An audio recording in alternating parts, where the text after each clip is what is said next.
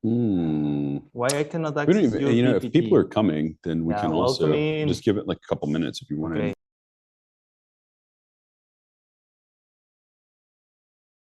to. Okay, thank you very much. Welcome everyone. Thank you for coming. And yeah, people here in the live audience are still coming in. We are about to start. This is day 3 of this wonderful series of the GBOCS. Very few people in the world know what GBOCS mean. Yeah, it's a mystery. I mean, fighting to get to know what it means. But apparently, it's, correct me if anybody knows and I'm wrong, it's great books. No, great books, classic commentary, oral transmission series. Tell me, great books, classic box, great books, oral, classic, oral commentaries, classics. Oh, that's now I see why it's a problem, because Nick has a different version. He told me. Yeah, so great books, oral classics series, oral commentators series, Oral classic commentary, oral commentary series. Right. So this is the 3rd day of the GBOCS programs. We hope there's going to be many more. Actually, I think the idea is 6 every 6 months, 5 every 6 months. We don't know yet. Every quarter. So every 3 months, every 4 months. Every 3 months, they have 5 programs available. So wonderful. And this is the first of them. We are very honored. Thank you, team. Thank you, Adam. Thank you, live audience. Thank you, of course, Geshe Michael, for this opportunity. And of course, thank you, audience. Can you log in into the, well, you don't have to, but I just want to make sure, can you take table, Roxana? Also, thank you so much, and team, for all the support. But could you check if Gina has the other PPT in the chat? I just want to make sure she has both, because today we're going to use 2 PPTs. Okay, and I'm just going to start. We are in Kyoto, wonderful place, wonderful city. Spring is promised to start very, very soon. And yeah, tomorrow is going to be a special day in Nara City. We hope everyone can come. And if not, just in your heart, join and send best wishes. And yeah. Okay, so what are we been doing? Long story short, we are sharing some of the content of the wonderful book that here my friend Adam Andrade and wonderful teacher Geshe Michael Roach translated on the specific topic of Pramana. Correct, clear thinking, let's put it that way. Correct interpretation on reality. In Tibetan, it's called Tsema. Pramana is a Sanskrit word, because this book is based on the works that Master Dharmakirti did in his life, or at least the most important ones. I think, correct me if I'm wrong, but seven major books he wrote. Yeah.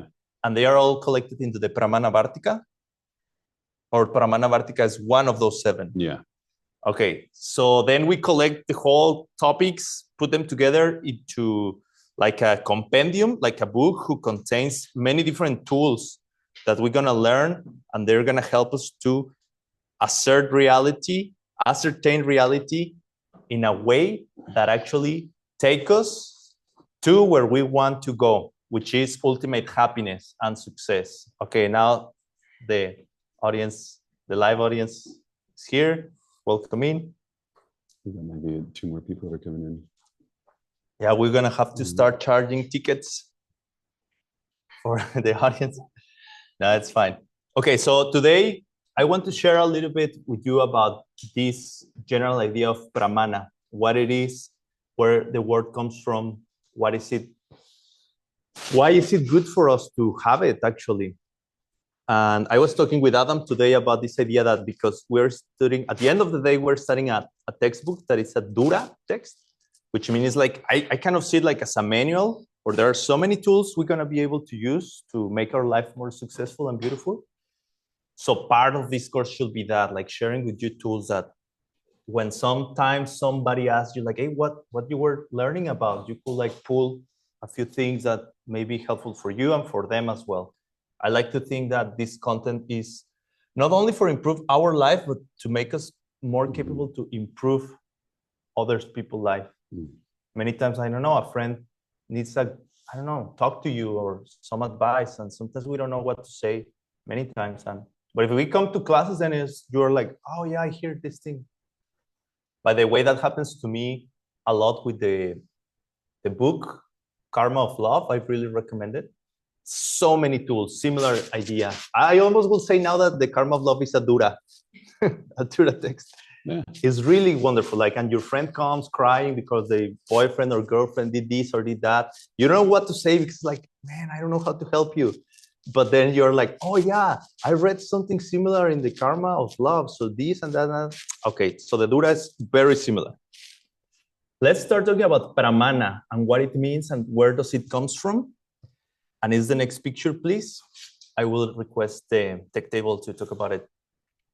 So Master Dharmakirti wrote his works in Sanskrit. Then later they were translated into Tibetan. So of course, a lot of this content is preserved still in Sanskrit. The original words are like that. So I thought it would be nice to also get a little taste of that. Pra means forward. It's like one of those things like the roots of Sanskrit. They form, when you combine them, they are very consistent. So if you learn the roots, is what I have here. I'm not a great Sanskrit speaker at all, but you learn the basics, you learn the roots, and then you can create words. Actually, Sanskrit, that's what it means. It means like a well-composed language. The word Sanskrit means well-composed language. So anyways, pra means forward, and it comes in cognates in many different languages. Pretty much all the languages that came to the West.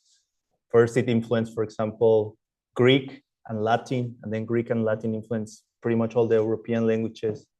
Probably like, I don't know, just to say a number, like about 80% of the languages in the world have influence from Sanskrit or Indo-European languages, language, I mean. But you can find this root in words in English, like in proud, because it's like a person who's like very forward, like, you know, the posture and everything. Proa in the boat, which is the same in Spanish.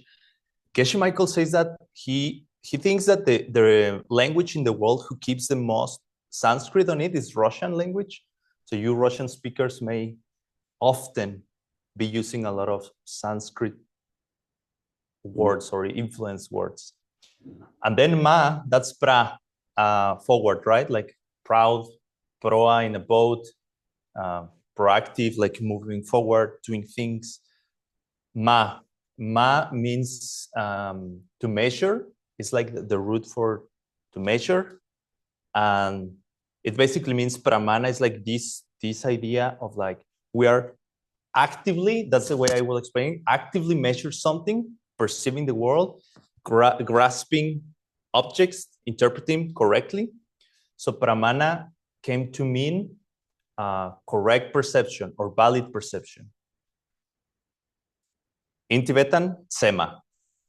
Next picture, please. Oh, yeah. And the reason why these people are so happy about it is because if we do have it, if we do have pramanas, we can make our life more beautiful, more successful. We can have this sense of accomplishment. If we really understand how things work, then we can use that knowledge to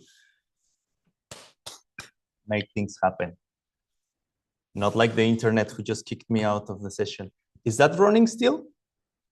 Okay. So next, I guess I don't need this. If that's working and this is working, I can keep going. You can pull up Zoom if you need. Huh? You can pull up Zoom if you want to monitor for what the... Sure. Okay, so what's the thing about pramana, right? Everything we are doing, all this practice, all these classes, I don't know, meditation, commitments, morality, being a good person, all that is so we can chitta virti nirodha. And I don't know, for those of you, many of you I know are interested in yoga philosophy. In progress. But at the end of the day, you can call yoga the whole practice. Just trying to become a better person is yoga, really. Not to think of yoga as just the physical exercises. If you go to YSI, we learn now that a very authentic yoga will have 9 components. Traditionally, they say 8, but then YSI say, why not to add the 9th component, which is imbued everything with the wish to use it to serve the whole world, bodhicitta, right? So they say their system is the Navanga yoga system instead of the Ashtanga. But everything we do, really, it can be all this practice, all this striving to reach the ultimate goal could be interpreted as yoga. So yoga chitta vritti nirodha, what it means?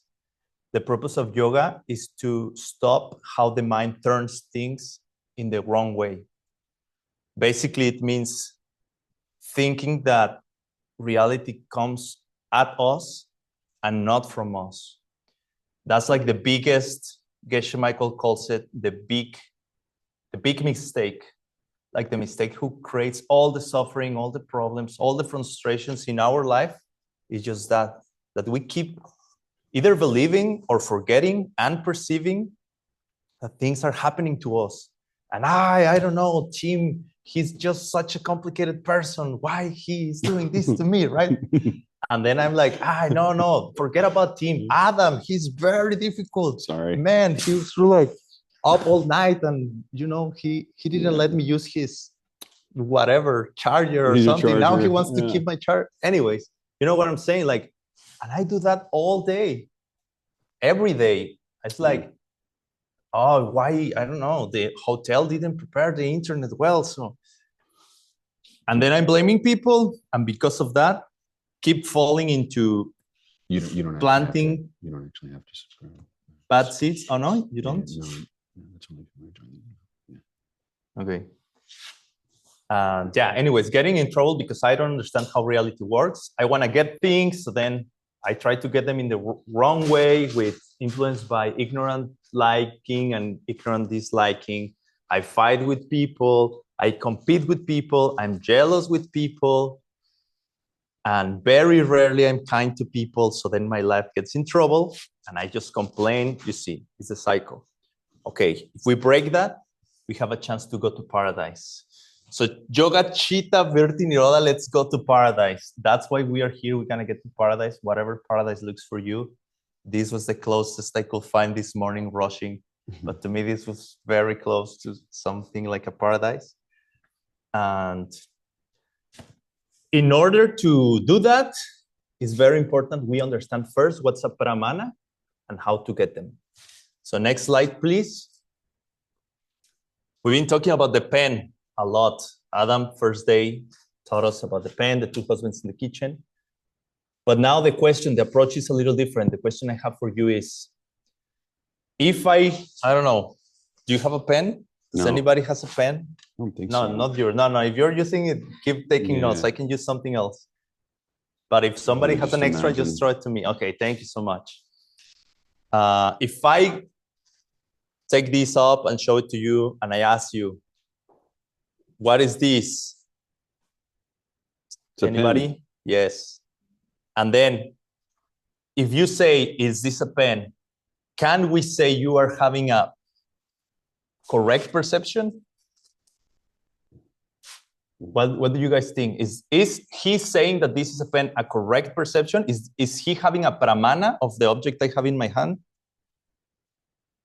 That's what I'm saying. Anybody? Okay. All right. I'm going to tell you what. If you are going to be good at debate, you have to start always having suspicions about easy questions. So I will say the question you should ask next is, what school are we talking about? Because I will say, like, Madhyamika will say, no way, you are not having a correct perception. Unless you are seeing directly and understanding perfectly that it's a pen that is coming from me, I'm having a valid perception, but not a correct perception. And they will argue that 99%, basically all perceptions that we have in our life before we see emptiness directly, are not correct perceptions. We are being deceived. Maybe we should make a distinction here. Not 99%, 100%. You're right. Yeah. 100%. 100%. 99 maybe only if you consider in your lifetime you were lucky enough to see emptiness directly or something. Yeah. But no, you're right. What they say is like all our life goes having incorrect perceptions, right? But now, in order to be able to get there, first we have to build our way up. And now we're going to go back a little bit to the second school. In the second school, they will say, yes, that's a correct, valid perception. I think Geshe Michael has been very skillful because then he makes this distinction very often to differentiate between valid perception and correct perception. Maybe it's to avoid this problem. So valid perception, we're going to talk about it as pramana in this context, is anything that it can be perceived, funny enough, without a mistaken perception. And for that, we're going to talk about what is not a correct perception. Is the next, I hope, yeah, oh, thank you much. Thank you very much. So, aparamana, short A, aparamana. So a short A, many times before a word, it just cancels. It's like a negative, like a non-valid perception. So it's aparamana. Invalid. Invalid perception. Yeah. Sorry. No, it's fine. Yeah. So there are three very traditional elements that will make us have invalid perceptions.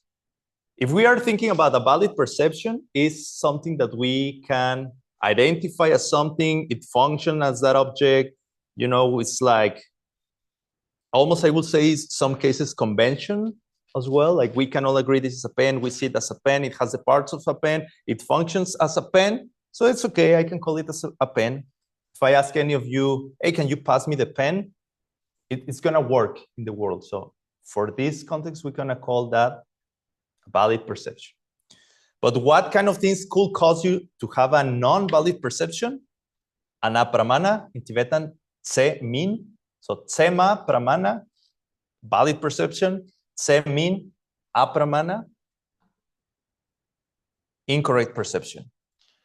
Three traditional examples. Outer objects that are like influencing your senses. For example, dust. You cannot see very well, so you thought maybe the motorcycle was kind of white, but actually it was like a very low yellow color. For example, you had a pramana of the color of the motorcycle. Number two, alcohol or intoxicants or drugs. I don't know, you were super drunk and you thought you saw, I don't know, maybe drunk, no, but like you took some LSD and then you were in the party, in the rave, and then you went to the woods to pee, and then you saw something and you start swearing that, yeah, you start swearing that you saw some fairies that were trying to take your wallet out, or I don't know, right? It's like your mind was just not in a clear state. It was influenced by drugs or substances. They caused you an aparamana. That happened to a friend of mine. Yeah. No, just kidding. Just kidding. What else? The third one, I find it very interesting because I think I've been there. Anybody wants to guess? What's happening with this lady in the table? No? No guesses? Yeah. Yeah. You can guess. You can Me too? Yeah, yeah. I don't know, maybe jealousy. It looks like she's kind of got her eye on this other table with this guy and the girl, right? Totally. Yeah. They say like intense negative emotions can twist our perception of reality. And it has happened to me. Like sometimes you're jealous. For example, jealousy is a very good one. And Geshe also likes to use it as an example. I don't know. I imagine that this lady is there in the restaurant and then she sees the guy that she likes, but now the guy is talking with the other girl and she starts thinking like, oh my God, I'm the most loser person in life. Nobody likes me. Like, what's wrong with me? And you start like torturing yourself and stuff. And then you never know, like maybe this girl is his sister, you know, and she doesn't know, and she's already blaming that she has to change and adjust the way she looks and blah, blah, blah, blah, just because he had a very intense negative emotion who make up stories who at the end of the day affect our behaviors, our choices, how we behave, and then we plant bad seeds. Anger can also be you are angry at someone and you swear they are the most horrible person in the world. Like, I don't know, it's crazy how negative emotions, also sad. I know I've been sad and I'm in front of what someone could argue the most beautiful sunset, but it's not beautiful at all. So emotions affect our perception. I think she's on LSD. And they're imaginary. Maybe that. Oh yeah, I see. She's the one in LSD, and the drinking guy is the one who's sad or jealous. Yeah. Maybe, we don't know, but you get the point. 3 classic examples of how things can influence our perception and make it to be a wrong perception, invalid perception. Okay, next picture, please. And then we have 3 kinds of correct perceptions. Okay. I was just checking like who's gonna make the list of perceptions to make the money later when we ask you which ones are they. But 3 kinds of 3 kinds of brahmanas. Number 1, it's direct perception. Things that you can perceive with your senses, the 5 senses, and also your mind. I don't know, sunset, colors, shapes, sounds, things you can touch. Is a very direct, and the example of a mind direct perception is you are very aware of your thoughts. So the thoughts that you are having at a very particular moment is also considered a direct perception. In Sanskrit, it's called pratyaksha, and in Tibetan, ngungsum tsema. Why it's supposed to be the next slide in the Zoom call. Beautiful, thank you very much. So yeah, pratyaksha, ngungsum tsema, direct perception. Number 2, indirect perception. Very interesting, because in a way, we are trying to develop that. Is the next picture, please? We are trying to develop that by studying these topics of pramana, to be able to realize things, realizations that we gain through,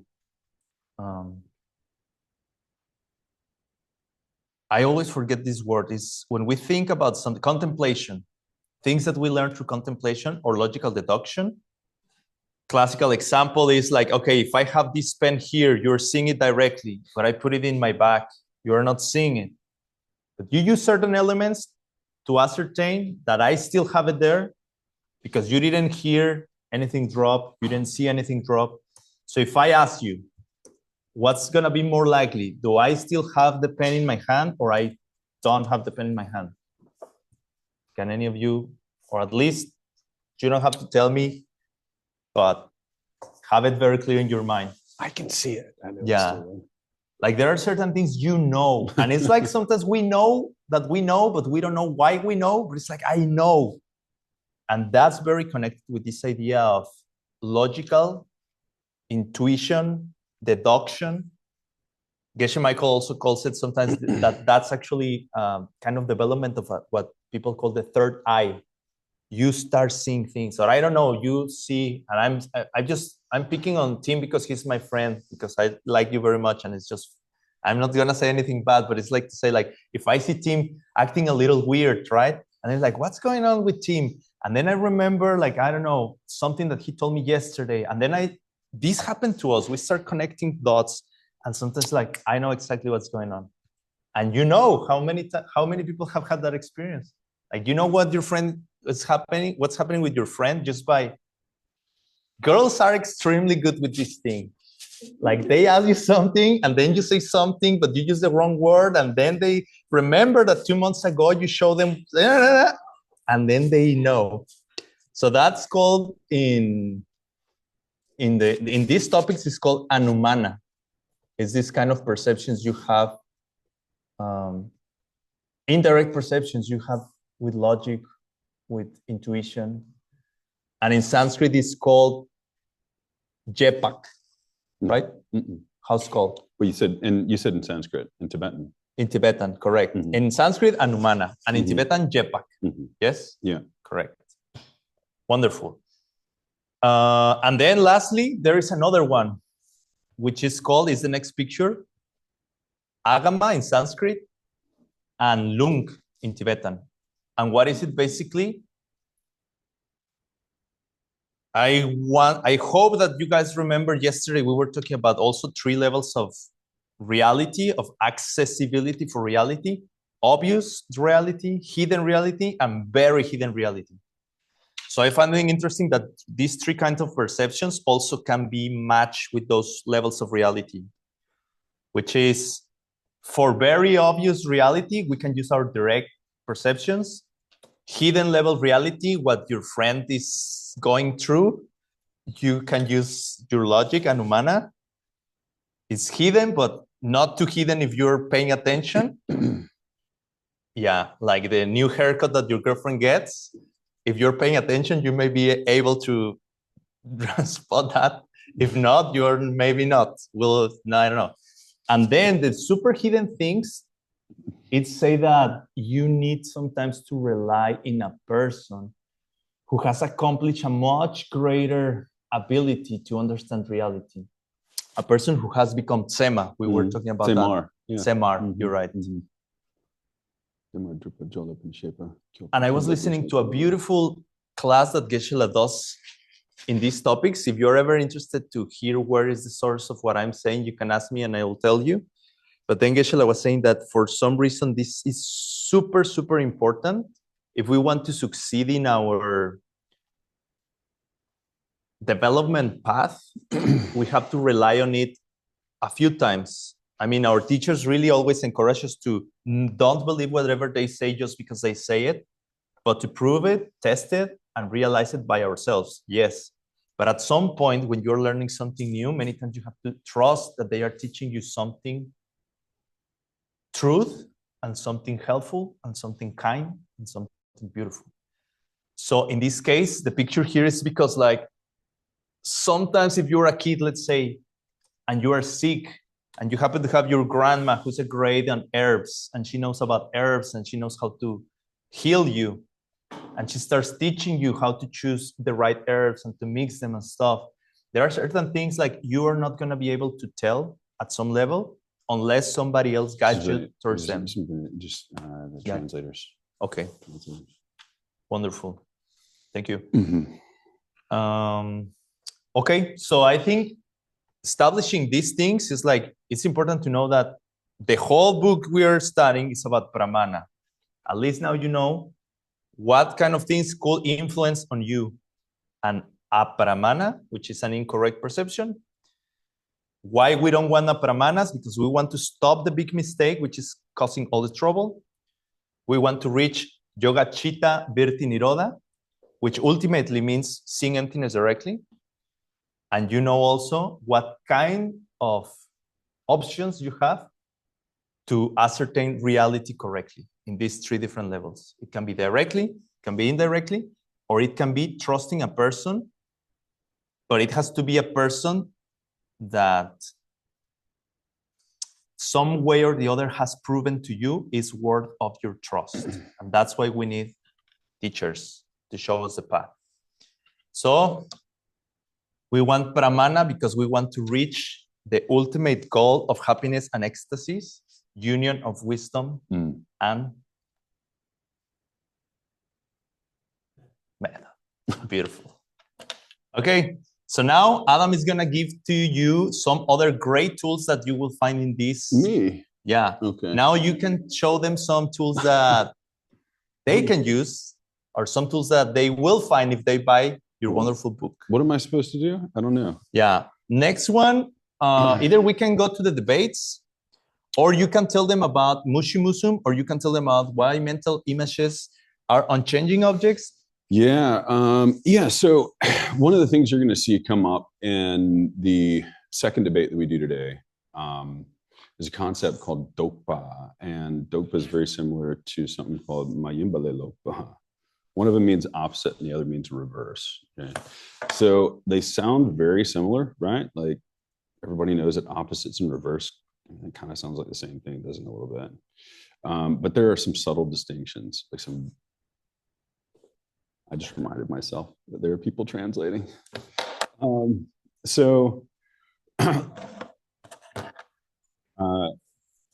Let's see. So opposites and reverses, okay? I'm going to change my cadence here. Hopefully you guys don't get bored here in the room. Opposites, reverses. How might those things be different? It's a question. You guys feel free to answer. Any idea?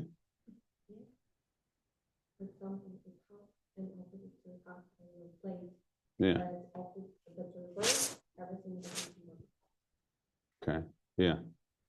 Yeah, totally. Yeah.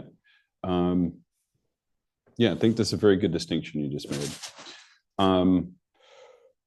Okay, now why might that lead us to a very good place to start talking about why mental images are unchanging? So it's been twice now that I've kind of gone through a question and answer session, and I've had somebody ask me about why mental images may be unchanging. And I've tried to go through it twice, and I feel like I've just confused people more. Right? So what I thought today is I asked for a whiteboard, and this way it'll be a little bit more. I'm going to scoot it over, so it'll be in frame. I don't know if that's what you were saying. Or I can pull it like here. You had something to add there, Tim? Oh, I was just super excited. You're right. Okay. Yeah. Totally. Please, man. This is audience participation time. So if you guys, I'm going to do a magic trick next. So I'm going to pull a rabbit out of my hat, and that rabbit is going to be a mental image of a rabbit with horns, with antlers. Okay. So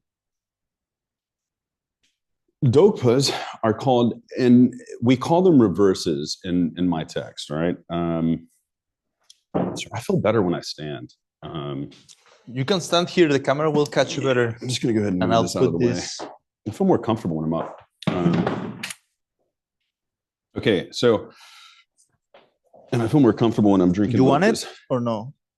Not yet? Maybe not right now. Okay. Okay, let's see here, Juan. You can see more clearly there, right? Yeah, totally. Just to make sure. Okay.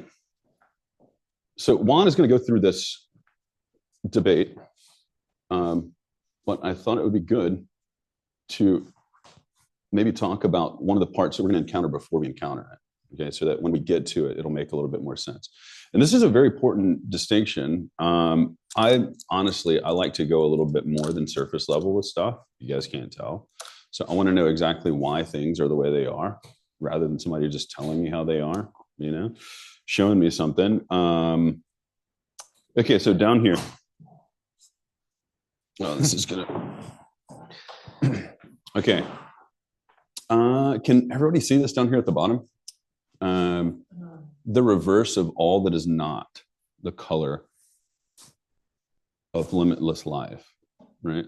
So limitless life is what you're going to see is the name of Amitayus, right? Who is one of the 5 Buddha families, represents the West.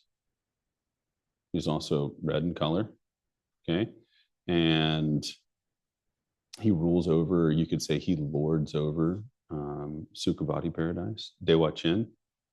You guys have ever heard of Pure Land Buddhism? This is the Buddha that kind of represents that whole thing.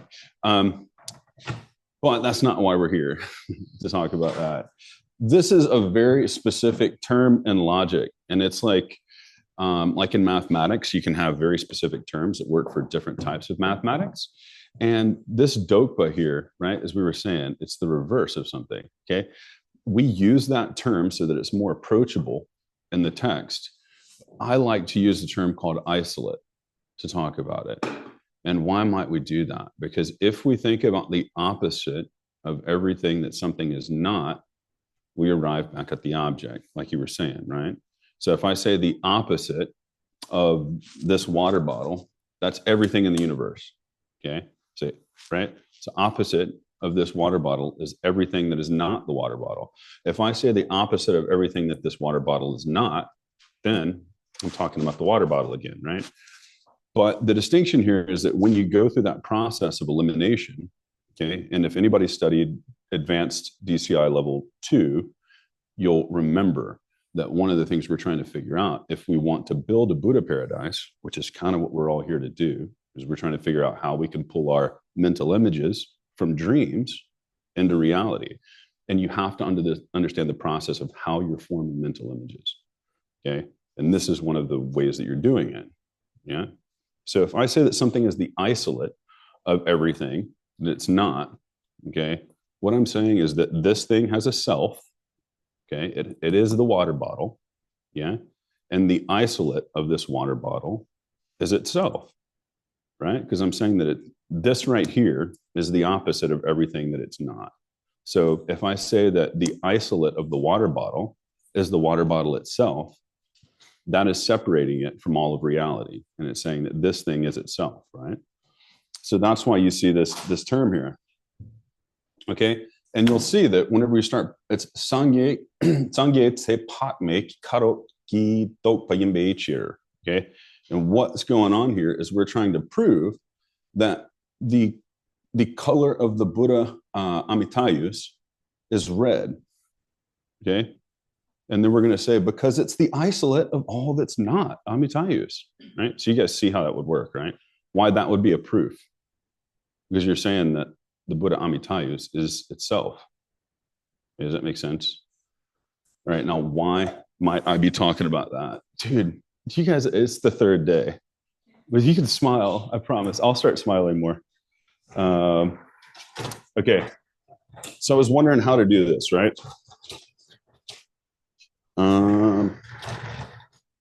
Is it in frame there? So yeah, like I said, we had a couple of. I think we're this way. Okay, we had a couple of Q&A sessions. Yeah, there's good. And the term came up like about mental images being unchanging. And one of the questions yesterday was about seeds being changing, and like whether or not categories themselves can be changing or why they're not changing. Yeah, this was the last thing that we were talking about yesterday before we left. So I thought it'd probably be a little bit more approachable if I could just show you guys kind of what I'm talking about, right? So if we have this thing up here, and this would be like cars, all right? Okay, then we'd have a smaller thing up here, like this would be like blue cars, okay? Right, so this is a pretty easy way of starting, okay? You see how one is the subset of the other. Everybody gets this because everybody's had a basic presentation to teach Andrade, okay? But let's say we go a step deeper and I say, I'm gonna ask you guys, like I said, this is audience participation time. So I'm gonna invite one of you up here to help me do a magic trick in just a second, okay? Be ready. I don't know who I'm gonna call on, but that means you should be paying attention, everybody. Dude, nobody's getting my jokes or they're just not funny. No, I think they are supposed to say. It's yeah. No, it's good, it's good. Don't worry. People are laughing a lot. I take no offense. No offense. It's okay. So what I'm going to do is I'm going to ask everybody to start helping me list qualities of cars. Okay. And then this is going to help us understand why archetypes are unchanging. Okay. And this is something, like I said, it took me 14 years to understand. Okay. Before I understood, because I first heard this thing Geshe Michael was talking about, archetypes, mental images, being unchanging. And I kind of just took it, and I was like, okay, mental images are unchanging. Then a few years after, thinking about it, I was like, well, hold on, why? Why? You just because Master Dharmakirti says so? This is what I have to So even though Master Dharmakirti is trustable, and I would say I could take him as a source of authority, for my mind, it doesn't work. and it would make more sense if I could reason through it. Okay. So I've got a list of qualities here. So we're going to say cars. Okay. Can somebody help me with a list of qualities that cars may have? They have wheels, right? You could say, yeah, like you have wheels. Let's say at the same time, what are some of the more subtle qualities that a car may have? They have a subtle impermanence, right? So let's say just subtle impermanence, SI, okay? Cars may also be changing things, right?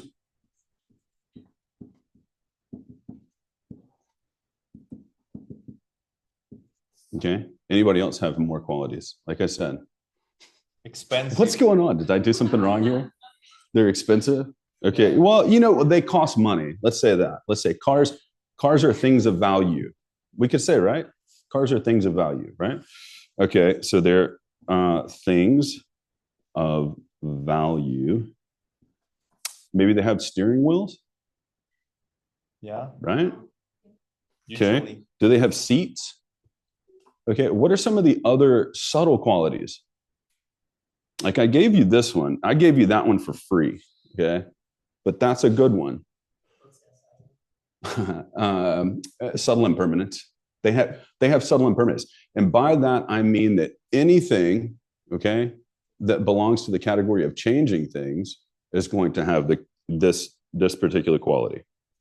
Okay. Anything that's a changing thing is going to have a subtle impermanence. All right. But this is kind of big because things are also going to have something called changingness. They have to have color. They have to have shape, right? So what I'm trying to say is that cars, these are the things that describe cars. And literally the more you pay attention to cars, the more qualities you could kind of come up with that cars have, right? So what I'm going to say now is, let's say I come up here and I erase this thing. Is that car the same thing? Is that category describe, like, let's say I erase wheels. Do we all agree that cars have to have wheels? Yes. They do, right? That's your mental image of a car. Let's say I erase this quality. Is it still a car? You could say it's a car without wheels. Right? Yeah. It's a car that doesn't drive, right? Yeah. I just explained to you why the mental image of cars is unchanging. Okay, because what you're going to see here is that cars, what I'm trying to demonstrate to you is that cars all have an identity, right? They all have an identity. And if you change any one aspect of this almost infinite feature that cars would have, they're not the same thing. Let's do it with Adam. We'll do one more thing because this can get really powerful if you meditate on it. Okay. Let me again. If you were trying to understand how you form mental images and how mental images work with actual objects to create your reality and your experience of reality, this is pretty important. Okay. Not because I'm saying it, but because this is Master Dharmakirti's proof for it. Okay. So let's say I come back up here and I say, let's do Adam. Right. Name starts with A. Right? Okay, I'm from Colorado. Right? I have a changingness. I have a subtle impermanence, right? Okay, so what I can start doing is just like we did with cars, is I could go through a whole series and we could go on for days describing different aspects. I have fingers, I have toes, right? I have a mind. We can really go through descriptors and explaining how every object has an infinite amount of qualities that goes along with it, right? You could count every individual hair on my head, and that would be associated with who I am right now. But let's say I lose one of those hairs, right? I'm not the same person, right? Because right now I have an identity. Dude, I cannot write. Okay, bear with me. You know what it says. All right, so what happens if I come up here and I say, I erase that? Am I Adam any longer? I just said that my name starts with an A. And if I erase the quality, right, that is associated with me of my name starting with an A, am I still Adam? No, I would just be damn, right? Right? I'm coming up with this off my head. So if they're bad jokes, you know, whatever. Dad jokes. Bad jokes, bad dad jokes. Okay, so do you understand now, right? Why, if I use this Adam category, this contains all my qualities, okay? In the same way that cars would, okay? Adam is in the same category of cars, okay? And each one of these things has a whole set of things that make up its identity. And if you were to change one of those things, you would no longer be Adam, which would mean that you would belong to a different category. Do you understand? And if you have cars and you change the category cars, are the things that belong to that category going to be the same thing? I have a category cars. Everything that belongs to that category has wheels. And let's say I change this category of cars and I say, okay, things that belong to the category of cars no longer have wheels. Then you would be referring to different objects, wouldn't you? What if I said like horses and chickens? Or horses? So basically, and you, like, I'm about to say something that's going to sound freaking crazy, okay?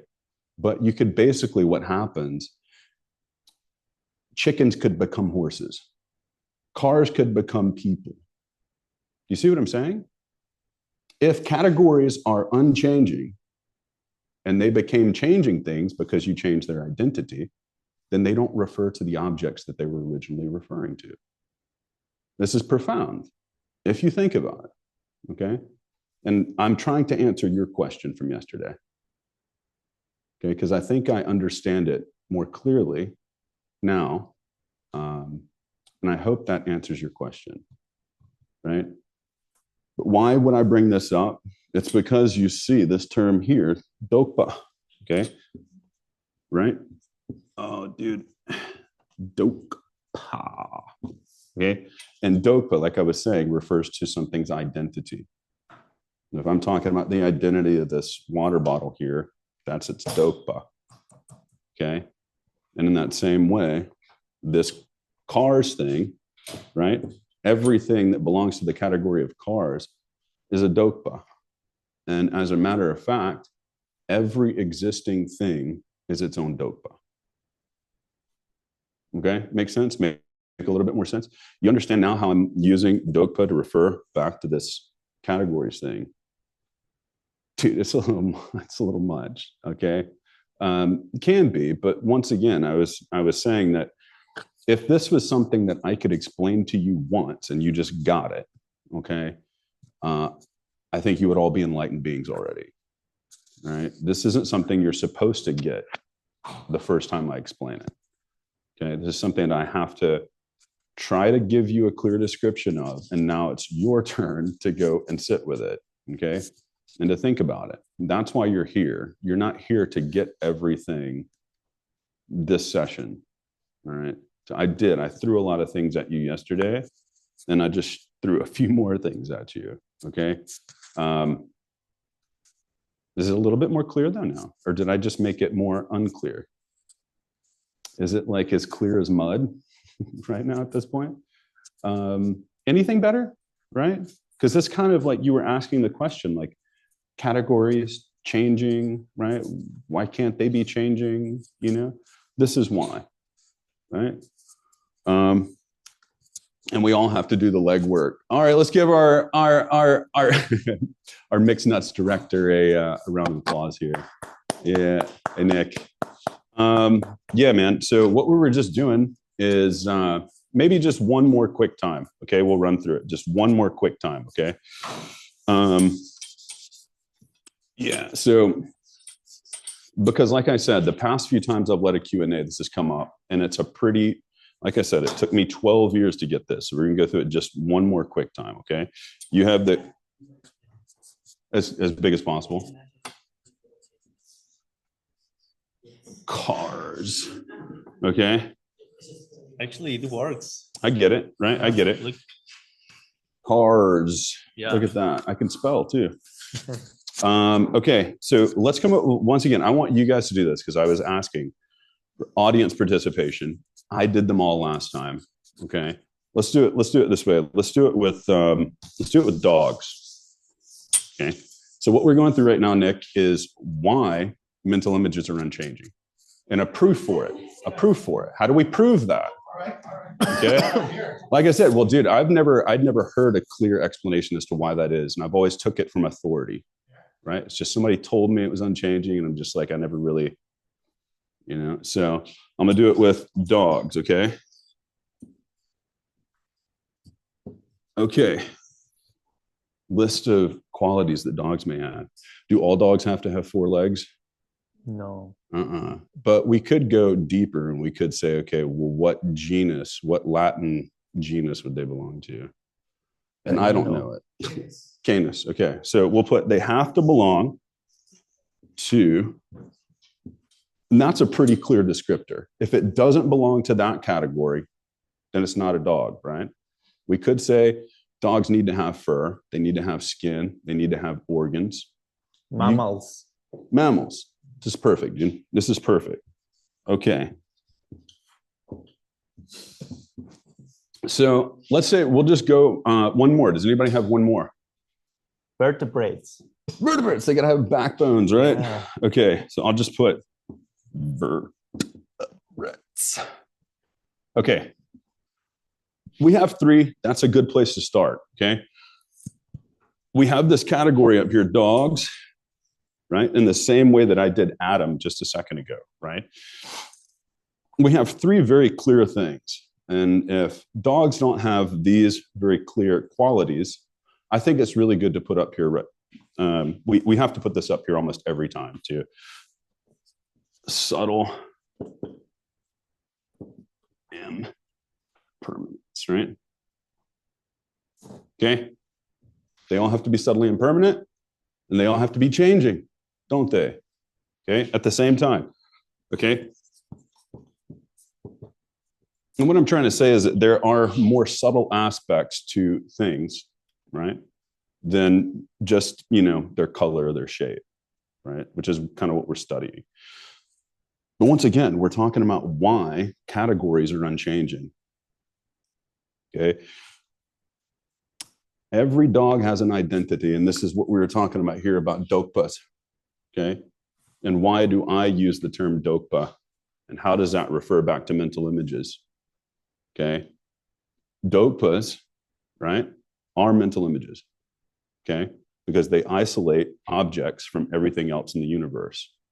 So what makes this water bottle the water bottle is because it is isolated from being anything else. Okay. If I have dogs, is it too much? Oh, no. Yeah. Okay. Okay. I think this is more clear to me than the cars. Okay. This okay. is going okay. well. Okay. Well, let's say I come up here and I erase Canis. Are dogs still the same thing? No, they would refer to different objects. You see? And the things that belong to this category would necessarily be different than a dog. Actually, I will fit there. Yeah, it would. Yeah, totally. We'll put up here Juan. Yeah. Right? Right. We'll put up here Juan. Okay. I'm a vertebrate, a mammal. Okay. Now. And a changing thing. Well, totally. All right. So if water bottles are things that you can put liquid in, okay, but we change one of those qualities and we say, okay, water bottles can't hold liquid anymore. They wouldn't be water bottles anymore. Okay. And so this mental image is unchanging because of the fact that you cannot change. We could sit here and we could come up with a million different descriptors of water bottles. We could go on and on and on and on and on. And if you change any single one, there's something called, okay, we were talking about fundamental laws of logic. Okay. and the law of self-identity. Is it anything in the world is itself? In the same way that you have, this is the Tibetan, this is another way of saying that same thing, okay? Okay, the law of the excluded middle, the law of non-contradiction, okay? These are all things that we talked about yesterday. However, dogs have an identity, and anything that come out of this category is going to have an identity as well. And if you change any one of its million qualities, it is no longer itself, and it is a different thing. Any one of them, okay? So this is one of the reasons that I was saying the category dogs is unchanging, because if you were to change it, it would no longer be the same category and it would refer to something else. So you would then be talking about a different category. Okay, is it a little bit more clear? All right, I know you guys are smart. Like, you guys are all smart. If you're in this room, you're doing a lot of good legwork as practitioners. So I appreciate it. But like I said, the question keeps coming up. And I thought this would be a really good opportunity to address it because of the fact that it comes up in our text right here. And this is the second debate. And you see how deep you can go with this stuff if you really wanted to look at it. And this is why Geshe Michael was asking us to teach it from this perspective. Because we can go through it and we can just talk about colors and shapes, okay? But we can also start to think about it in a much deeper, deeper kind of way. Yeah. Back to you, brother. Thank you. I think it's good time for a break. We're almost reaching the hour. So if people want to take a break, yeah, take a break, drink whatever you need to drink. Yeah. I didn't invite anybody up here to help me with a magic trick. So, well, we still have 1 more hour. Yeah, totally. Because if it's a dog, it has to be a changing thing. Why do you think that dogs' mental image is changing? No, I didn't say. I said the opposite. So yeah. So this is why I thought it would be helpful to go through this a couple of times. Okay. So this is the category dog, but anything that belongs to this category is going to be changing, right? So anything that is an actual dog in this reality, in this universe, is going to be changing, right? That's specifically what I'm arguing against, is that this is a changing thing. Okay. I mean, I can't point to a dog that I've ever pet before that was unchanging. It's a very good question, but I think, yeah, maybe I should think about how I word it in the future, because that's what I was hoping to clear up. So yeah, once again, I was saying that dogs in general are unchanging. Because if you changed the fact that they were mammals, they wouldn't be dogs anymore. But what I'm saying is that, once again, in the same way that we were talking about cars, if cars have wheels, and then we say that, oh, okay, well, let's just say that cars don't have wheels anymore, right? They would be cars, but then you'd have to call them, non-drivable cars or something like that. I don't know. Like, I'm thinking, Adam, in the terms of Rangsen and Chitsens. Mm-hmm. Just to say that the Rangsen, which is like an actual thing that possesses the quality, it is a changing thing.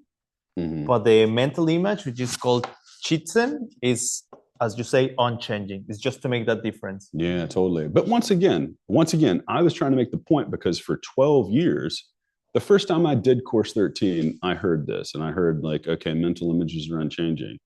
And I was like, you know what? I didn't really question it. I was just kind of like, okay, this is, something. And it kind of made sense. But for me, I like to see logical derivations in the same way that one would go through and want to see how Nick's an engineer, and there's a lot of mathematics, especially higher mathematics, that are up there. And sometimes, instead of just taking why a certain equation says something, it was helpful for me to see how it was derived from base principles, from how you can take something and kind of go through a series of steps to then say, oh, it has to be this way. We have to be describing the reality this way, not because Master Dharmakirti says so, but because this has to be a basic fundamental truth to your reality, right? Things cannot be identical to themselves if you change any one of their qualities. And if you do, then they're no longer themselves. Okay? That's what it means to be identical to yourself. And your identity is tied up in having a whole series of qualities that come along with it. Now, like I said, it is kind of deep, and you're not supposed to get it right now. No, seriously, you're not. Like I said, it's probably not going to take you near as long as it did me to kind of finally come to this conclusion. I had to go through and do a lot of reading and studying and meditating on it to really come to this idea and this conclusion. But this is also why I'm telling you that don't be scared if it doesn't make sense. Okay. It's not supposed to just make sense. This is why Geshe Michael in course 13 says that sometimes you might have to sit with one of these sections for a couple weeks. When you start getting into some of the more, but once again, don't be scared. That's the process. And as you're wrestling with it, they actually say that one of the karmic qualities of studying this stuff is that your mind will become more sharp. Okay. So the more you sit with it, the more intelligent you will be. Of like, oh, I'm the smartest guy in the room. It's like, no, you will become even more able to penetrate these things deeper, right? The more you think about them, the more you'll be able to go deep. Okay. And that's the point, right? Is that it will inform your analytical meditation that you're putting in every morning on your cushion. And it will be easier for these things to become realizations, to turn them into paths, which is what you have to do if you're going to progress through any one of the 5 stages, become a Buddha. You're not going to do it if you can't reason.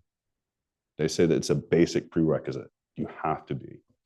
And so studying these things will help you when you get to some of the later chapters, okay? When it is more difficult, but that's the problem. I run a lot, right? I had to start off running 5 miles a day. Now I can run 15, 20 miles a day, you know, but it took me a long time to get there. And I think that's kind of the same problem. What's up, dude? No. I feel some sense of restlessness over here from the peanut gallery. What's going on? What's that? Just Yeah, totally. No, that's kind of where we were going, but we had somebody give me, you know, they were asking me why I said that the category of changing things was, was changing. So I felt like it was kind of important to address. Then we'll move on to another topic. But if you wanted to talk about it more, I'd be happy to, you know. Cool. Yeah, totally. Like I said, yeah. If I need to go to the bathroom, yeah, don't let me hold you. We'll be back. What you like? 10 minutes? 15? It's up to you, man. Yeah. 15? Yeah. Thank you. Let's try 10 Thank you, because guys. we always go a Yeah. little over. 10 for Yeah. 15. Yeah. Yeah.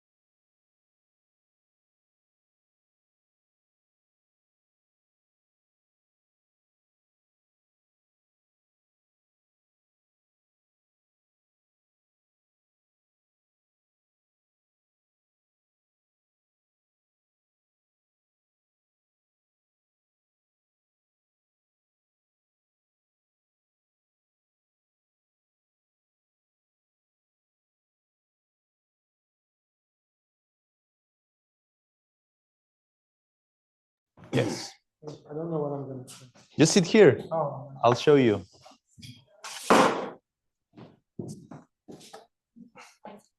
Oh yeah, here. You gotta have the. alive. Oh, this is nice.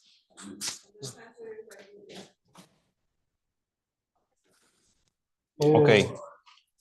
Is this okay? So, You guys hear me? yeah, it's very okay. And thank you, translators. Can they hear us now? Are we open with the microphones? So thank you very much, translators. We're gonna go very quick, very fast, very hard in the next section. Just kidding. I wanna scare the translators. But now, thank you very much for your kindness to help us share this with people. So it was very nice. Like Nick just showed up like a few minutes ago. Thank you so much for coming. Appreciate that you came. He is, as Adam said, the Diamond Cutter Classics director. So it's very nice that you came to the very first GBOCS project. At the beginning, I was fighting with Tim about what GBOCS means and how many C's and how many S's. But anyways, I don't know. I'm just joking. It's not to be taken so seriously. But I hope you laugh. I mean, come on. All right. Oh no, I'm also confused. So We don't know, Yeah, right? yeah. That's what I say. It's obscure. GBOCS, like nobody I'm going to tell you the knows. truth. Okay. GBOCS, I'm just going to, so to clear this up for everybody Yeah. out there in TV land, is a grant Uh-huh. that we give to teachers, Uh-huh. specific teachers who underwent a very specific training. So this class, we don't really advertise it as a GBOCS class. Ah. This is just a class. Okay. Diamond Cutter Classics. All right. It's going to be on the DCC website, diamondcutterclassics.com, .org, and there you'll be able to access the class. And so this class is really Just a class. Diamond Cutter Classics class. Okay. That's it. So we'll just, but it's Hi, because I even put it in the poster. it's because not I like didn't know. it's Sorry. okay. Okay. It's not a problem. Yeah, kind of. We're still figuring it out, But yes, that's so far. It is an internal worldview thing. That's what Adam said. And if so far, that is what it is. Totally. Wonderful. And I hope Yeah. people are enjoying it and finding it helpful. Thank you for being here. So what we're going to do next is just as fun. I mean, and I have to say, really, my personal and honest view on this is that Adam has so much training, really, and he can go super deep in these topics. And it's like a jewel, really, Adam, to have you here presenting us these deep ideas at a level that I myself, I'm not capable to do, just to be honest, at least not yet. Hopefully I can get there. I want to get there. I hope we all can get there. So it's very beautiful, your contribution on how you can take us further. It's beautiful that it's being recorded so we can watch these things carefully, step by step, and time to time keep improving our understanding of these things. For now on, what I can do is just take people through a kind of quick, I would say, run through the debate. Yeah. It's one of the first debate. This is the second debate. The first one is red and white. The number two is white and red. And then Nick agreed to read it with me, so we hope it's gonna be fun. Then we will analyze. I don't know, to me, a few things that I learned as a new person reading debates of what's going on. So first we go through it, and then you and I can share quickly. I hope this takes us like 10 minutes. Okay. What do we learn from this debate? Oh. Okay? Yeah. Just whatever it is. Okay, so Kachignare, suppose somebody comes, I'm gonna be the Kachik. Okay. I'm gonna be the person saying things. Okay. And you're gonna be the person who defends whatever I'm not saying. I didn't bring my glasses. Really? That's real? Can you read this or not? Yes? Okay. It's okay. Okay, I'm gonna be, let's try and see if this works. Okay. Okay, Nick, you know what?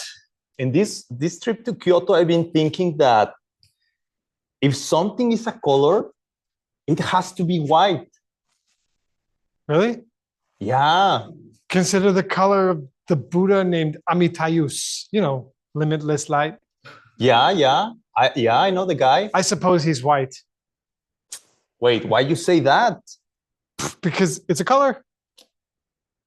Oh, wait. So, but not just because something is a color, it means that has to be white. But you already agreed that it has to be white. Oh, that's what I say? Yeah, you said if something's a color, it has to be white. Oh, wait. No, so actually, no, I disagree. I disagree. Limitless light is not red. Not red. No. Life Yeah. Actually, limitless light is not white. is not. No. Yeah, no. The color of limitless light is not a color. It's not a color? Yeah, no, it's not a color. The color of Amitayos is a color. Why do you say that? Because it's red. Wait, but okay. But then cancel that.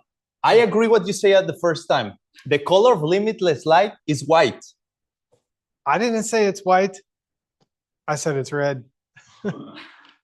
Well, I see. Yeah. You're agreeing that he's white. Okay. Yeah. So so I suppose something that's white is red. well, yeah, I think yeah, if something is white, it can be red. So something is both red and white at the same time. Well, I disagree. Let's put it this way. I disagree that the color of this Buddha is red. Oh, okay. Why? Why do you disagree with that? Because it's a color. So red's not a color. No, red. Yeah, I agree. Red is not a color. Okay, so consider apples. Yes. They have no color Why you say that? because red is not a color. Oh, sure. Okay, I guess you're right. Apples are red and red is a color. Okay. But still, I don't buy. Why you say the color of Amitayus is red? Well, that's a good question. I don't know because I read a book and it said he's red.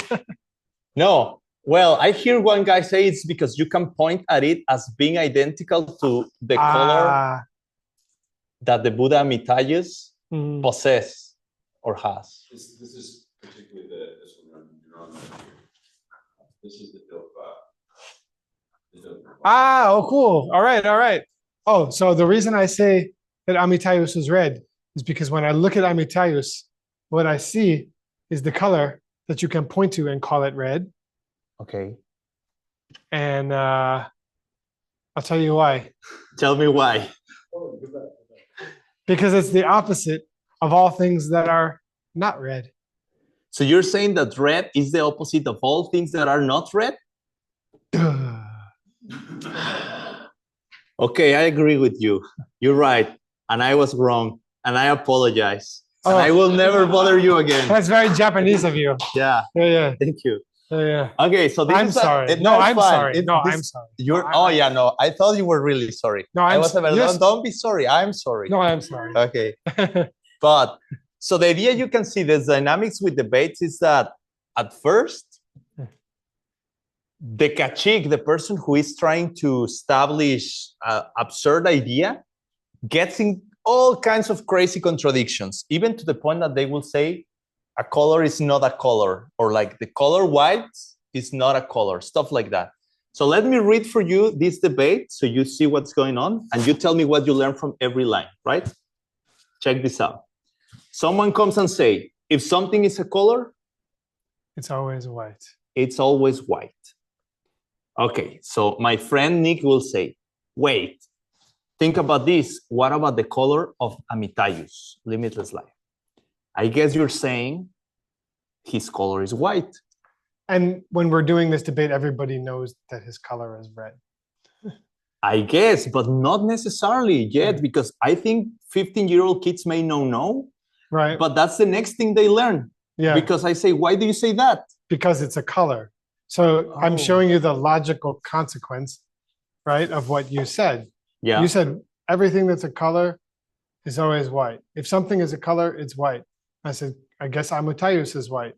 Why? Because he's a color. So using this is debate, right? Like if something falls into the category of something that has a color, then it must be white. Yeah. And then check this out. I disagree with what I first agree, which is crazy, but sometimes we are all crazy. just because sometimes something is a color, it doesn't mean it has to be white. And you say, but you say that. You started this trouble saying that if something is a color, it has to be white. Right. Oh, well then, at this point in the debate, you already reversed your position to be correct. So you could just end the debate there, but they don't. They don't. Yeah. They keep going. I feel by now they have not tell you what color is. If somebody in the audience doesn't know what color is Amitayus, Yeah, we have to learn this still. we have to learn that still. And it's like, well then, I disagree that the color of limitless life is a color. So You there's see? a little Crazy. there's a little contradiction there. Yeah, Because then you're saying that something that is a color is not a color. yeah, exactly. But then you prove to me, you say, why you say that? It is a color. And I ask, why you say the color of limitless light is a color? Why? Oh, because it's red. Now we learn the color of Amitayus is red. We also learned that red is a color. That's true. Yeah, that is true. And it may seem very basic, but there is always like a line, something you can learn from the debate. And then I changed my mind again like crazy. Oh yeah, you know what? You're right. But then I just want to keep fighting with you. And I'm not going to let you win. So I'm going to say whatever crazy thing I have to say in order to give you more trouble. It won't be the first time that we've been in Right, that we go through that. And then it's like, okay, then I agree to what you say first. The color of limitless life is white. Because remember, he said, It's not white. I guess then if you're saying this crazy thing, the color of limitless light must be white. And I say, no. But now I'm saying, oh yeah, no, yes. The color of limitless light must be white. Okay. Then I say it's not white. And I say, why? Why you say it's not white? And I say because it's red. And then I say, I disagree that the color of this Buddha is red. Okay. And I say it is red. Why? Why you say that is red? I say it's red because, and this isn't probably something that I would personally say. I say it's red because it's the reverse of everything that is not the color of limitless life. And then I either say, no, that I don't like it. I disagree. I didn't understand that last thing that makes sense. Okay. The reverse of everything. It's reverse of everything that is not the color of the Buddha named limitless life. So red is the reverse of everything that is not the color of limitless light. What's the implication there? Consider everything that is not the color of limitless light. Not red. Yes, everything that is not red is the opposite of the color of limitless light. Yeah. Correct? Correct. And the reversal of that will have to be Red. red. Yeah. Correct. So now here we are thinking about is what Adam was pointing out before, Just now. the dogpa, flipping things around. And also, actually, I'm realizing that the second debate, this one, is more challenging than the first one. This game will have been easier with the first debate, but we were naive and we took the second debate. But here we are. Geshe says, just stick your guns. All right, Let's finish. We are very close to finish this debate. So then you told me it's everything. The color of limitless light is the reverse of everything that is not the color of limitless light. That's what Adam was sharing with us for the last few minutes. Sí, señor. And then I say, okay, I disagree to what you say, Nick. I don't like it. You do? Oh. Yeah, I don't like it. Okay. You come from wherever and I don't know, you want to call the shots here. You're just like, the last 30 minutes to class and want to make decisions here. I don't agree. Hey, that is why I'm going to fight. All right. Let me see. So then let's consider, you tell me this. Let's consider the color of limitless life. It's not white. Why do you say it's not white? Because it's red. No. I disagree that the color of this Buddha is red. Okay, well, consider again the color of the Buddha, limitless life. It is too red. But why you keep insisting on that? Because it's the reverse of all that is not the color of limitless life. I disagree that the color of that Buddha is the reverse of their color. Just click next. No? I think Oh, but have we need to reached- ask the tech table to change the next picture, please. we have reached the end. Oh, Yes, here we go. they already dead. No, it's just a joke. We hope Okay. you don't die. Why do you say? Oh, Yeah, said I it. disagree. I disagree with the color is the reverse of this color. Consider once more the color of the Buddha named limitless life. It is too the reverse of its reverse Okay, why you say that? because it is an example of reality. I don't understand that. So anything. You have to do Shidra, right? Okay. That's wonderful. That's why we have Yeah. hired Adam. Yeah. So I really don't understand that. So you have these things called Shidrup, right? And Shidrup is anything that can be established as existing. And anything that can be established as existing is necessarily the reverse of what it is, right? So that means the water bottle that I was talking about, that's a Shidrup, right? And that's a perfect example of something that has it's a reverse of the reverse. Dude, it feels like I always get like the boring stuff to say.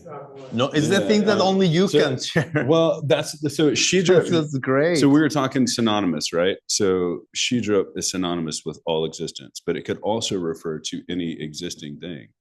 So any existent, right, object. But that's particularly why that's kind of why I was trying to give a little context because I knew we were going to hit it. Anyways, I think if we do 5 minutes, the first debate is much easier, it's much more accessible, and I think people are going to understand. My question is anybody in the audience interested in reading the debate and playing this game with us or no? yeah, Come. yeah, it's perfect. You can both come. Come on. Okay, it has 2 parts. Actually, It's true. It's Actually, true. the game has 2 parts. So one of you can do 1A and the other one can do 1B. Well, okay, 1A. Come, anyone? 1A and 1B. Yeah. Yes. How to know where to read? Sit down. And Okay.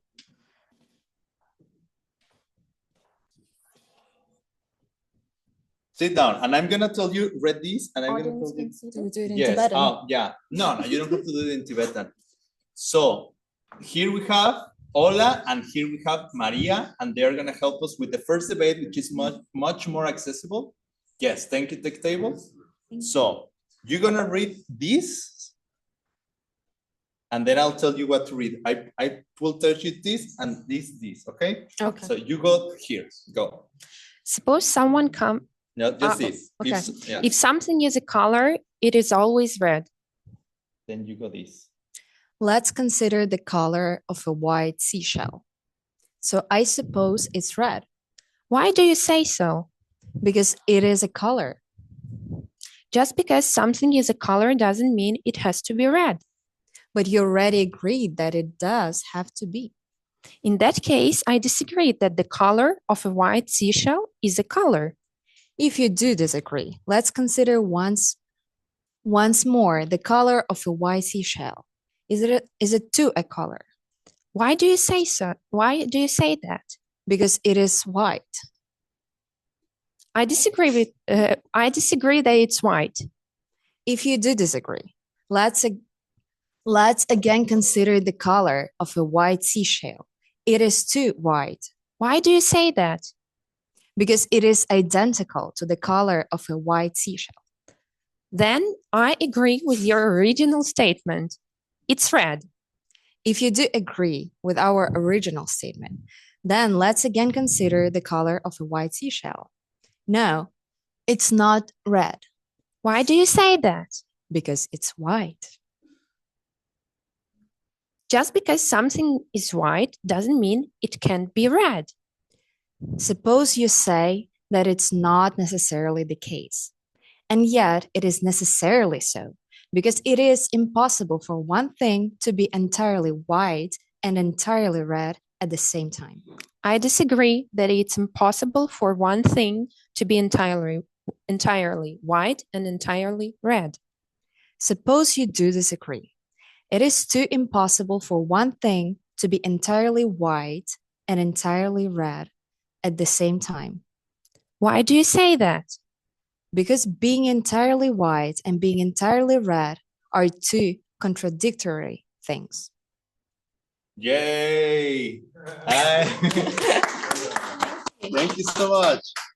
So this thing, when you read it by yourself calmly, I think it's gonna be easier to digest.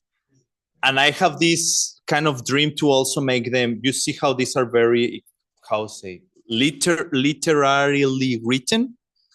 I have this vision that one day we can do them like, yo, dude, if something is, you know, much more accessible than the way people talk every day, but the day will come.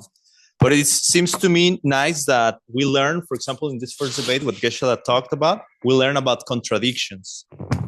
In the very first debate, the kids already learned that if something is completely white, it cannot be completely red at the same time. And those are kind of tools that you start taking with you through the debates. Okay, so now. Oh, yeah. Still have stuff to talk about. Chair, no chair now, right? No chair. Yeah. chair. So I guess, we're not going to really do anything else we're going to teach you guys a game, right? It's Mushi Musum. Okay. This is one of the things like we always learn. This is one of the first games, I guess, you learn at some of the institutions of higher learning. When you're first entering some of these institutions, they give you different ways and different tools of thinking about how categories relate to one another. Yeah. So we've been talking about categories a lot. We've been talking about colors. Yeah. We also, before we move on, Geshe wanted us to really focus on. So does anybody know the name of the class? The name of the course that we've been doing for the past 3 days? Yeah, the emptiness of colors, right? So you wouldn't traditionally look at this topic through the lens of highest middle way, okay? However, Geshe Michael wants us to stress that that's what we should be presenting to you. He named the course, and this is what he asked us to teach. Okay, so we got to give you guys the tools to understand how you can kind of use reasoning and logic as we move through the text. You got to kind of have these foundational tools to be able to look at some of the arguments that are made later. But apart from that, we have to stop and we have to think about how each one of these debates could actually be looked at through the lens of emptiness, right? So we gave a few examples yesterday of how the first one, right? We could kind of look at it. Does anybody remember maybe a couple of the examples I gave? So first, let's think about Chichedrock. Nick had a pretty good example too. He hit on it when he was reading, when they were going through the first, they started debating that first time. Is it if something is a color, it belongs to the category of what? Colors, right? Okay. Yeah. What does Geshe Michael say is the most powerful thing that you need to be studying in order to see emptiness directly? Chichedrock, right? So from the very beginning, we're talking about colors in red and white. And you'll start to see as when we go into the wrong loop that all of these things are pretty much, because you'll start learning about the 8 different types of smells, right? Yeah, seriously. There'll be 11 different types of form, okay? And all of these things are what? You're discussing categories, aren't you? All day long, that's what your mind is doing, even if you're not aware of it, okay? So when I look at you guys, I'm not thinking to myself, oh, that's a person right there. But I'm doing that because I'm tying you together. My mental images, right, are taking your arms and your legs, the things that are characteristic of being a human, eyes, ears, nose, teeth, right? All these things I'm tying together, even if it's subconsciously. And I would argue that even if we can say there is no subconscious, that's probably what you're doing, even though you're unaware of it, right? So this is one way we could start to link the study of categories and colors to emptiness. Because this would mean that ultimately, what are you doing? There's no car out there. There's no person out there, right? There's colors and shapes, there's indicators, right? But my mind is tying them all together. Yeah. So we wanted to go a step deeper, okay, and talk about how the category of color, excuse me, what about the color white? Is it dependent upon the category colors to exist? Yeah. If anything is dependent upon another thing, is it coming from its own side? Mm-mm. It's not. You can't say that, right? This is another way we can kind of start to tie these things to understanding this deeper relationship, because we have to say that karma and emptiness are two sides of the same coin, right? Yeah, yeah, totally. You can't say that one could exist without the other. Okay. You guys have any other examples, maybe from your side, of how we could start to look at these things through emptiness? I'm trying to give you guys my best material here, and it doesn't seem to be working. I think something really interesting about trying to understand how Chi Chudrak. I think something interesting about trying to understand how Chi Chudrak relates to emptiness is that it's specifically helping us get to the point where we could see a seed ripening from our own mind. Yeah. And why it could help us see a seed ripening in our own mind, I've had to think a lot about, as I'm sure have you. And I think that it has to do with the fact that in a really deep level, or at a really fundamental level, the way that our mind functions to, I guess you could say project reality is through this process of labeling. Yeah. And this process of labeling is 100% That's beautiful, man. related to sets and subsets. Like we label things dependent upon categorizing things.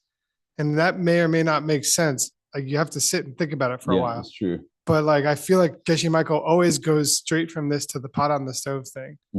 Yeah. Like where he was able to actually see something. Yeah.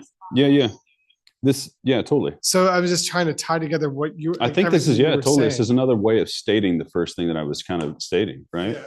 Is that you might have colors and shapes that exist out there. I mean, the topic of what we've been saying is that colors and shapes, right? It's what we've been studying. So when I have my eye and I wake up in the morning and I open my eyes and I kind of roll out of bed and then I'm looking around the room, this is what I start to identify as my world. And fundamentally, I'm really not associating that much with sound, but it's more so thank you. It's more so it's my visual awareness. Oh, dude. Oh, yeah, sorry. It's more so it's my visual awareness that is what I'm associating with, right? Because when I look around the room right now, this is what I'm calling my reality. I don't know what's on the other side of the doors, but right now, this is my universe. This is my world. You guys are all sentient beings to me right now. So when I think about that, you have to say, when I see you guys, I'm not seeing, once again, Nick. You don't see Nick with your eye, right? You see Nick through mental image. And what he's saying right now is that specifically what higher middle way identifies with being the identification of your world happens through, I hate to use the word appellation, a labeling process, right?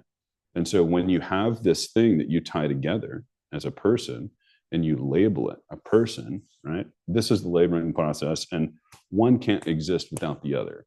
You fundamentally think every thought you have is tied to a word. Okay, which is crazy because then I pose a counterexample. What about babies who don't have the word for computer? But they see a computer. They don't call it computer though. They see colors and shapes, but they don't actually call it computer yet until their mom says, yo, this is a computer. Specifically, yo, this is a computer.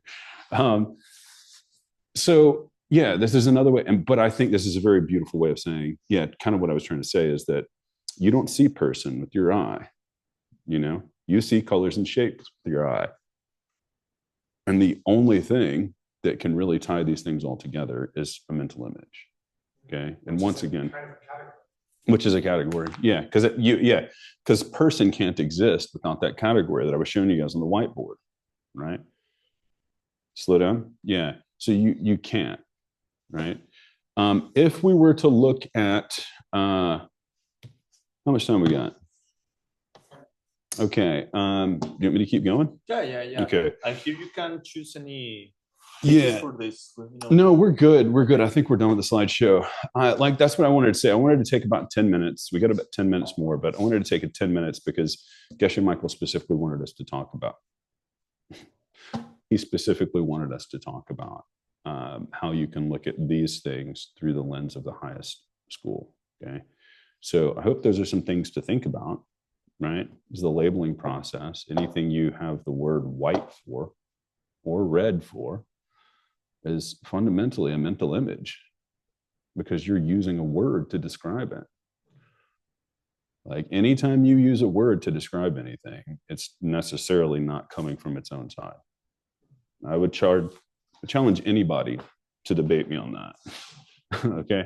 But quickly, we got, like I said, 10 minutes left. Hopefully this will be, once again, an interactive part of the session. Two. Everybody, smile. Where is the camera? It opens your channels. You'll feel better.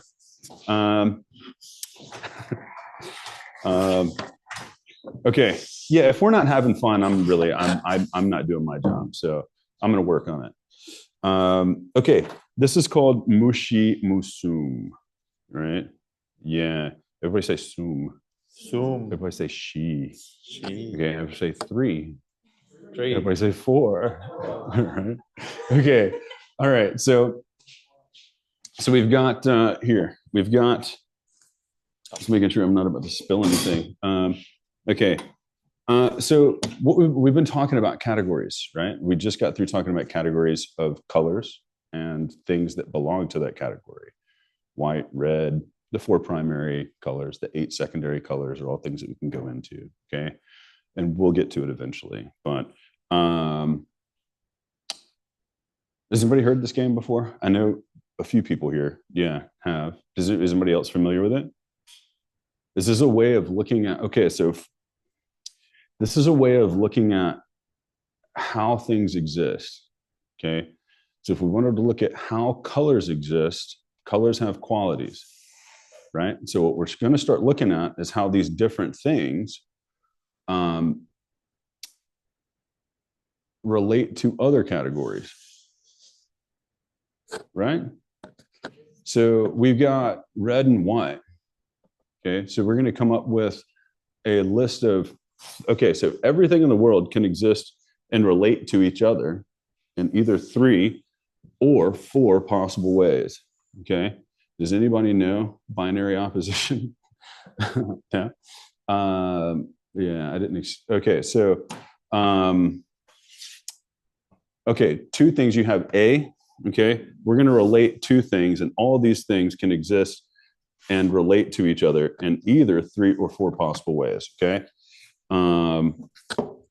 And if you can start doing this, what you'll start using it is like, okay, well, you know what we're going to look at? We're going to learn how to do it very simply, right? We're going to do it with like fruits and apples, maybe colors and like, the category of colors, maybe red and white.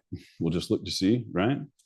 But ultimately what we're going to get to is we're going to start talking about maybe non-existent things and things which have an emptiness, right?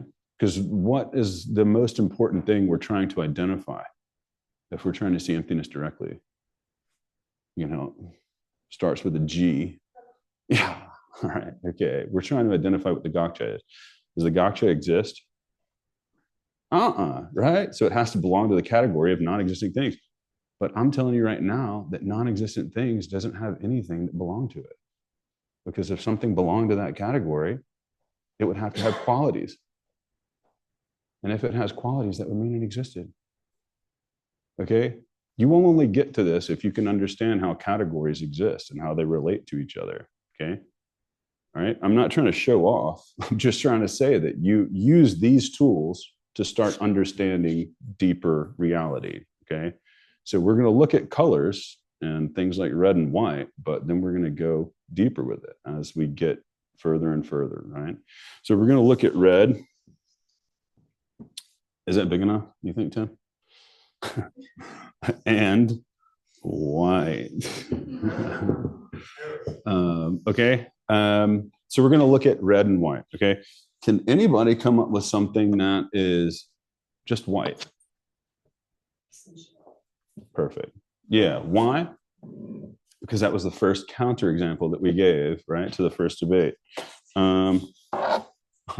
Is we doing good? Good. Doing good on time? Yeah.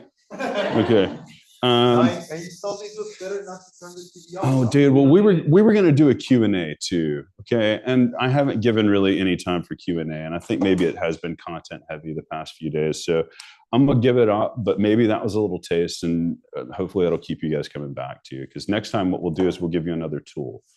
And that tool will be Mushi Musum. And you can use it for anything, really. You can use it for darn near anything.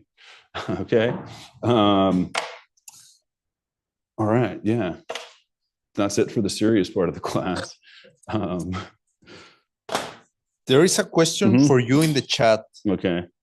from Marina. What size shoe do I wear? What? It says, okay, she agrees that mental images are unchanging, but then why do we say that mental images create our world?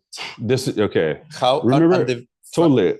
Finish Yeah. to say, how Yeah. can unchanging things create anything? This is Be what. the cause Okay. of changing. This is. Do you remember, guys? We were talking about. I posed some very interesting questions that you have to have logic in order to start to approach. And one of the things we said is, okay, what if I say, what is emptiness? Is emptiness a changing thing or an unchanging thing? Unchanging. It's unchanging, right? So what is the camera? What is this whiteboard? Is this whiteboard a changing thing or an unchanging thing? Right. And I just said that anytime we look at something, right, our mind is tying it all together, right? And it's a whiteboard, if I call it a whiteboard, right?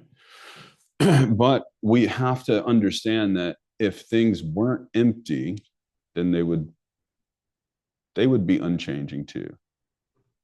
And then there's some logical kind of outflowings of that, in the sense that they would have to produce all of their effects for every moment, for all existence at the same time. There would be no linearity to reality. I'm not asking you to understand this, but this is one of the reasons that. So what I'm trying to say right now is, how does the diamond world allow us to create reality?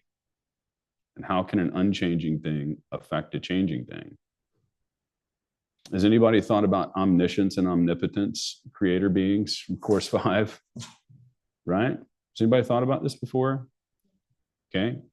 God, and I hate to go here because I don't want to attack any tradition, but a creator being that is unchanging should not be able to create something that is changing, because they would be affecting causes and they themselves would be changing.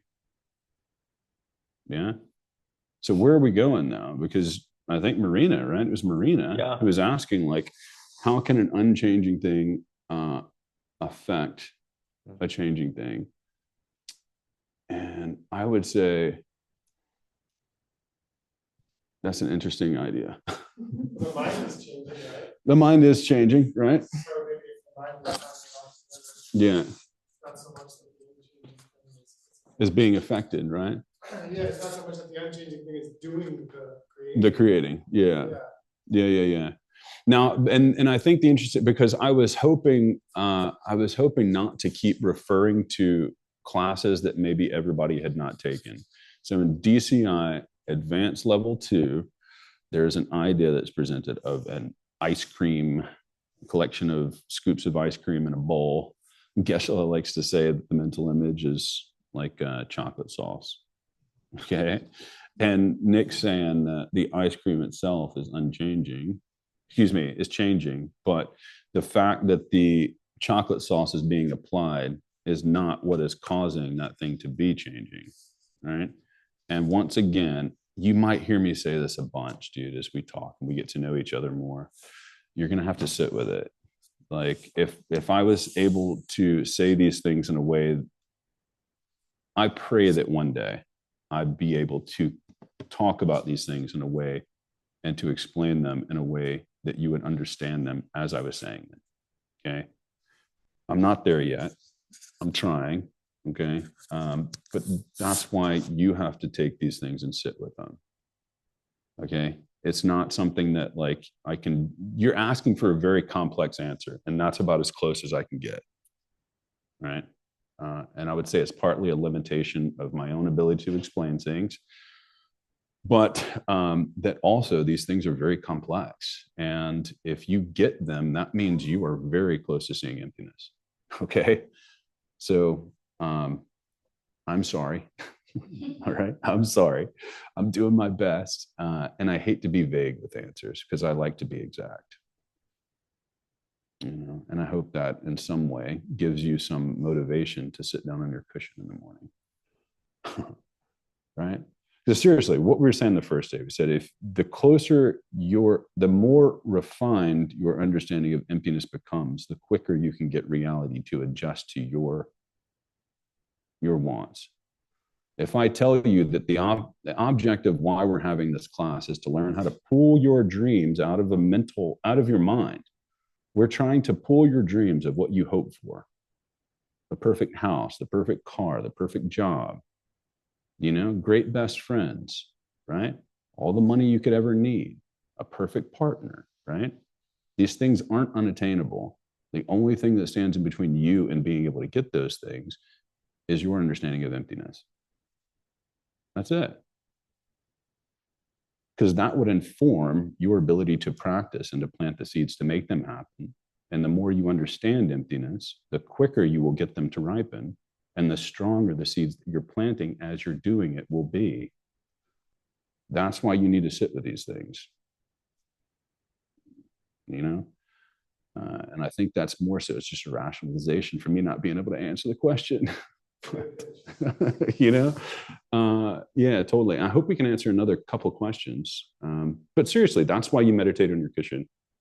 And the more you think about like emptiness, the stronger your ability to kind of do the 4 steps will be. Really? You know? Does anybody disagree with that? All right.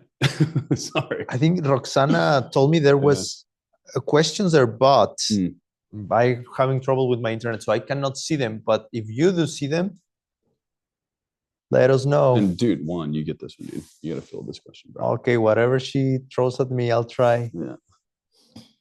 That was a little too rough. No, and thank you very much for the ones who took the time to attend online and also here live. Thank you so much. And what can I say? At the end, I will propose everyone come say hi to the audience and let's take a picture. Yeah, we will put it somewhere Great pretty. idea, man. Good idea. Right? Yeah, that's a great idea. Yeah. She has a question. Oh, you want to say hi? Okay. Oh, nice. Beautiful. Beautiful. Thank you. How many people are online right now? 155 people came to see you. Nice. Any more questions? No? Throw it. Yes. One last one or two. Well, one for me, one for him. No, I get too long-winded. I get too long-winded. He gets the next few. No, I'm just gonna say yes or no, debate style.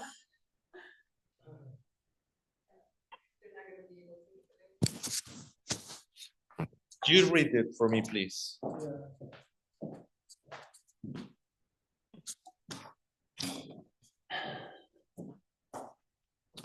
It seems that the It's a very mental good day. image category explained here by Adam isn't the same as the one used when Geshe Michael says a mental image comes out of our mind and creates an object.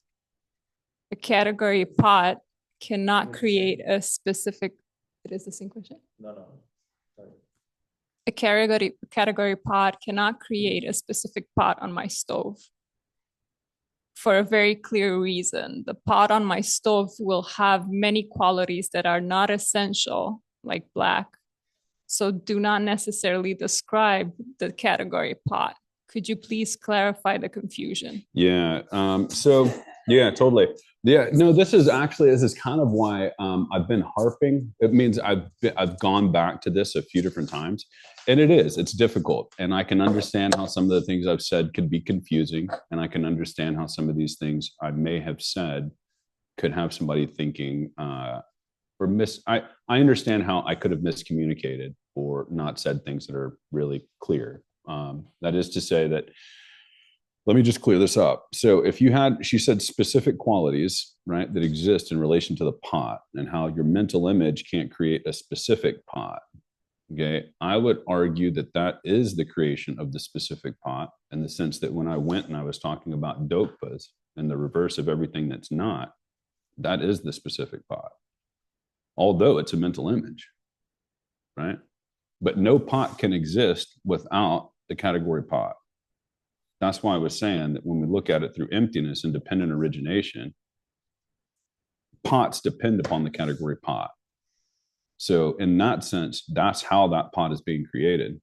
And if you wanted to go further down that subset of pots, right, every black pot becomes its own specific category. Okay?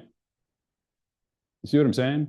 You have pots, then you have black pots, you have small pots, you have big pots, you have broken pots, you got green pots, you got, three-legged pots, you've got stove pots, you could go on forever. This is why I was saying that when we talked about qualities of a dog or qualities of a car, you could literally go on listing them, because each one of those then becomes a subcategory, and you could really have this infinite kind of telescoping nature of reality. You know what telescopes are, right? And when you take the old ones, they're like, you take them, they have those little sections on them, right? And it's like you just keep pulling it out and pulling it out and pulling it out. Or you could think of it like a microscope that it just has this infinite ability to go down, right? And down and down and down. Because then you can start thinking about pots that have 10 trillion atoms and pots that have 11 trillion atoms. You know what I mean? You see? So the whole world exists like this, right? The whole world exists in this kind of infinite nature where even each one of those pots and each one of those subcategories has its own corresponding emptiness. This is why the diamond world is hugging you. Every atom around you, every atom of air, every molecule of air is empty. And when you start to plug away at its atomic structure, there's an infinite amount of Buddha paradises in each one. And so it's like hugging you right now. That's how you're creating the pot. And don't be upset if it is a little confusing. This is kind of I was going to say a mind, but it really is. It's challenging. And the more you think about it, the more beautiful it becomes. It shouldn't be confusing to the degree in which it makes you want to stop thinking about it. The more you think about it, the more loved you should feel. Right? And see, for me, logic, I don't separate logic and love. The more logical I become about how things exist, the more it opens my heart. Yeah. Thank you. Yeah. Yeah. I don't know. I don't even know if I can answer that question specifically. It's just, that's the closest I can get, though. Once again, it was like the air left the room there for a second, But we've got another question, or Juan, you have to take this one, dude. I told you. But I think I get too long-winded, man. It's already time. We're over time. Yeah, totally. We will got have translators to, to respect, and Tim was very. I actually didn't think about the fact that we have a tech team and a group of translators that are kind of bound to us finishing on time. So I apologize. No, and thank all of them very much. Thank you to all of them. I don't know if you say that, but Marina helped us very, very much organizing all the translations. I think it's like 8-9 languages. Kentaro, even today, he sent us a Japanese translator. Thank you so much. Gina, many times she helped us as well. Francisco helped me, Pachi, team. Oh, so many people involved in the tech production. Adam, thank you wanna for thank helping me Juan. to prepare. Thank you so Yeah. much as well for thanking Yeah. me. Thank you for thanking me. And for the live audience to come. Yeah. This video is going to be recorded and uploaded in YouTube. You can access them. When you have the time or interested, you can watch slowly. I will have to because there are many things, to be honest, that, as you say, I cannot wait. No way I can claim I understand them yet. So sitting slowly with them, hearing them over and over, making notes, meditating on them, reading the book, that's my next thing, having time to, I mean, Adam has how many years? 8 years working with this book? 8 years with this book. Well, no, I would say even more. I haven't even finished the 2012, introduction. so I'd say about 13 That's the truth. years. About 13 years. Yeah. 13 years. Yeah, I would, if I could offer one thing, that in between now and maybe when the next course goes, review these courses, review them, review the classes, review the videos. Because I think that's the only way you'll really start to kind of, and it's not because this is Master Dharma Kirti, and it takes a little work. So time to time, we can also come up with, I don't know, once a month to have a session answering questions about the book, and people can come and like, I read this verse and I don't understand. But if you guys I know there's questions, there have been some really good questions. If you still have questions, send us an email, and I think that's probably a good jumping off point for setting up like a Q&A to like more, every couple weeks or something like that. When I read the pen story, when I read the pen story, I'm trying to think when we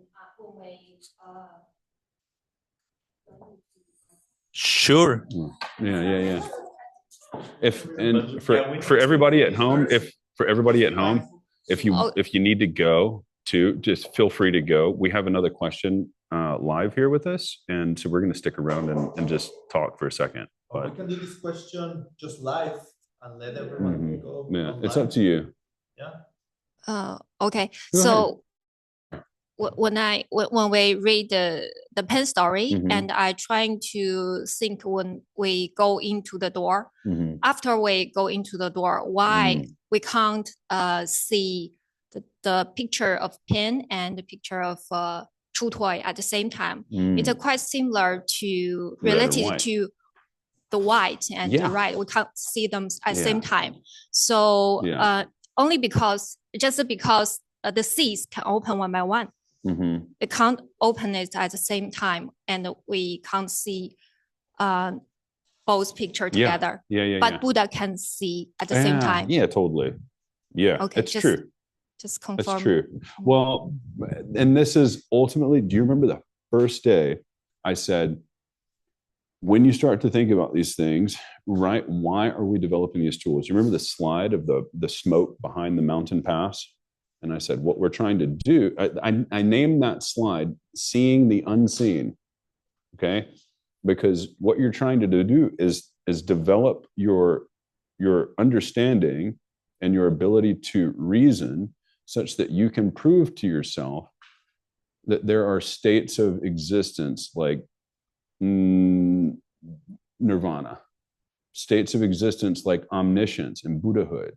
Right now, right? We just take it on authority that there are Buddhas, okay?